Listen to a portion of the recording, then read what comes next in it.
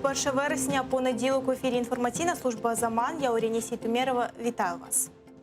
Засуджений окупантами за надуманими звинуваченнями на 2,5 роки колонії поселення громадянський журналіст і медіакоординатор Кримської солідарності Наріман Мімідімінов відбув термін і вийшов на свободу. Біля воріт 8-ї колонії в російському селищі Садковське Ростовської області його зустрічали адвокати, генеральний консул України в Ростові-на-Дону Тарас Малишевський і консул Юрій Довгуля. Як повідомив адвокат Еміль Курбідінов, звільнення Нарімана затягнулося на кілька годин.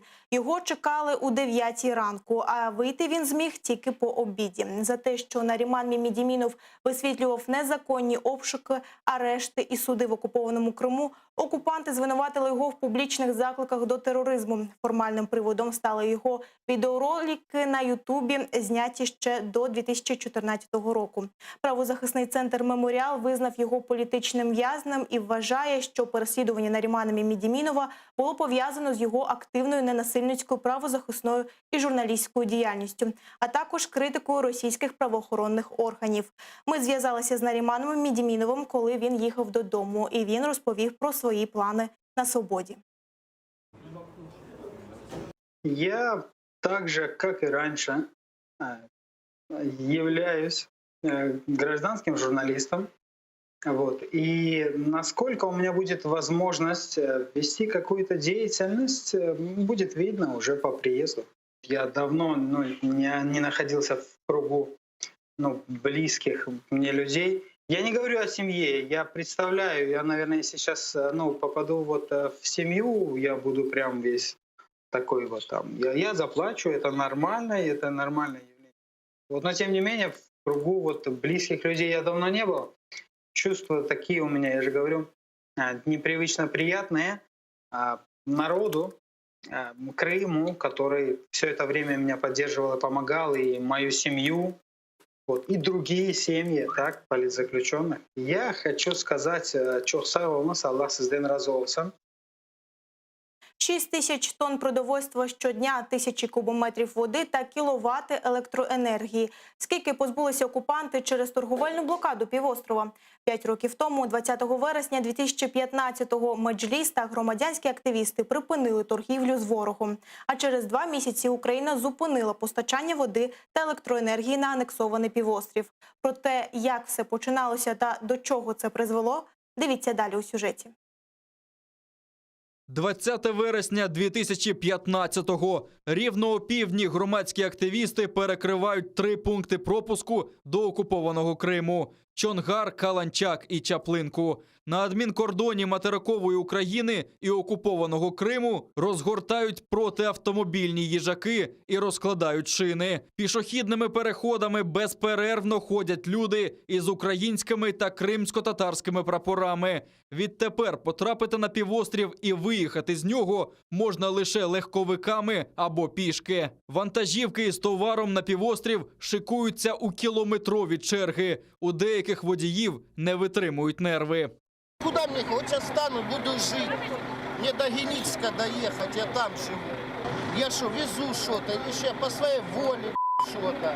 Да вообще, ну что я, мне домой доехать. Я не хочу, чтобы вы кормили тех бандитов, которые убивают наших людей. Все, не будете вы их кормить. Я кормить бандитов. Вы кормите их.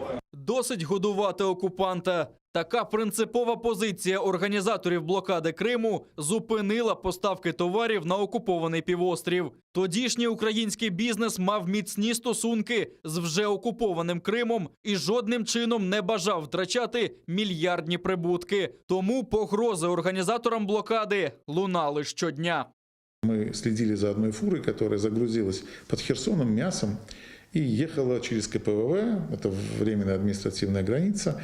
Ехала, мы ее сопровождали, и она прямо напрямую заехала в перевальную базу бывшую морской пехоты, а на тот момент уже это была уже российская база, это уже 15-й год. Так вот, эту фуру с мясом не проверяли нигде, ни в каком месте, ее даже не открыли дверь. То есть такой уровень доверия был между оккупантами и теми людьми, которые поставляли туда продукты. Серед організаторів лідер кримсько-татарського народу Мустафа Джемілєв, голова Меджлісу Рефат Чубаров та віце-президент Всесвітнього конгресу кримських татар Ленур Іслямов. Він згадує, що кримські татари та активна частина українського суспільства об'єдналися заради спільної мети. Был момент, когда мы сидели без мяса, и я не знал, где нам взять деньги или мясо, где что взять, когда мы вечером нельзя было, не знали, что приготовить. 500 человек. То есть приезжает какой-то дедушка такой, с Западной Украины он ехал. Он тогда сказал, я уже не помню, не то ЧОП какое-то место, Западная Украина он ехал, потому что он увидел за день до этого во сне, что мы без мяса. И вот он взял 2 барашков, загрузил и ехал он почти целый день и привез нам мясо. Вот я сижу, как раз вот такой пенечек там был, и он приезжает, у него 4-ка была машина, и открывает там черный и белый барашек. Під тиском активістів держава врешті підтримала блокаду. 16 грудня Кабінет міністрів України заборонив торговельні відносини з Кримом. Окупантам стало в рази дорожче підтримувати вкрадений півострів. Втім, ще у листопаді 2015-го, поки почалась енергоблокада, проти активістів тодішнє керівництво країни залучило навіть Нацгвардію. 21 листопада на активістів штурмом пішов батальйон «Херсон» на чолі з Іллею Кивою. Ще вчора вони разом стояли на блокпостах на адмінмежі з Кримом, а тепер зі зброєю пішли на людей. Зараз, через 6 років після російського вторгнення, деякі політики піднімають тему відновлення водопостачання до Криму. Все, кто так думают, они глубоко ошибаются. Никто никуда не делся, и ничто не забыто, и никто не забыт. Поэтому эти все вещи, как только кто-то примет решение, возьмет ручку и попытается поставить подпись по каким-то договорам, он увидит на самом деле тех активистов и тех людей, которые тут же встанут и тут же воспрепятствуют тому, чтобы делать такие вещи, как каким-то образом налаживать отношения с оккупантами. Блокада має посилюватися і робити Крим непідйомно дорогим для окупантів. А ті олігархи, які ведуть торгівлю на крові, мають за це поплатитися. Йдеться, зокрема, про завод «Титан» олігарха Дмитра Фірташа. Активісти перекрили залізничні поставки необхідного ільменіту, але досі його вивантажують у кримські порти в обхід санкцій. Все данные на этом есть. Потому что ильменит поставляет с материковой Украины в оккупированный Крым через вот такую вот схему. Это тоже нужно остановить. Корабли, которые были в аннексированном Крыму, мы должны их блокировать. Самолеты, которые летают туда и залетают в Крым, а потом летят куда-то в европейские страны. То есть блокаду нужно расширять. И как только мы будем сужать экономическое пространство для Крыма в плане оккупанта и в плане его возможности каким-то образом поддерживать жизнедеятельность Крыма именно в военном ключе, тогда да, вот тогда на самом деле оккупанту придется возвращать. З початком блокади Україна не просто припинила підживлювати окупанта, а винесла питання загарбаного Криму у світовий контекст, наголошує Ленур Ислямов. З того моменту стало ясно – вести бізнес з окупантами більше неможливо. Мы напомнили материковой Украине и всему миру, что ничего не забыто, и что мы здесь, и мы что, любые торговые, деловые и даже политические отношения с Крымом каким-то образом, если будут возобновляться, то мы будем стоять этому стеной. Потому что никаких разговоров, никаких политических, тем более разговоров, и экономических с оккупантами вести нельзя. До 5-річчя початку блокади Криму планується випустити пам'ятні медалі. Їх отримують ті, хто в 2015 році вийшов, щоб ускладнити життя окупантам. Владислав Стужук, Ельдар Ісматов, Заман, АТР. Мечеть, школа, спортивний зал, бібліотека та культурний куточок. На Київщині відкрили культурний центр «Бірлік». У будівництво інвестували щонайменше $500 тисяч. В основному будівництво було реалізовано за допомогою бізнесменів та місцевих жителів. За словами лідера кримсько-татарського народу Мустафи Джемілєва, близько 25-30 тисяч кримських татар вимушені були покинути півострів після окупації. Ідея відкриття такого культурного центру є дуже важливою для збереження кримсько-татарської ідентичності, каже Джемілєв. На відкритті також був посол Турецької Республіки в Україні Ягмур Ахмед Гульдері. Він зазначив, що Туреччина завжди буде підтримувати кримських татар, зокрема в таких проєктах. Найближчим часом у Києві в спільній співпраці розпочнеться будівництво мечеті та культурного центру.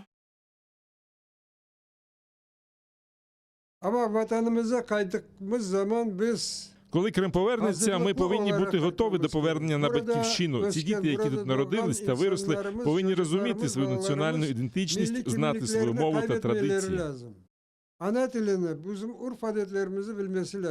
Цей центр і в інших місцях, той культурно-освітний центр, який плануємо будувати в Києві, це все для того, щоб зберегтися, розвиватися, укріплюватися і повернутися на свою землю. Я сподіваюся, все, що буде робитися в стінах Бірліка, це все культура.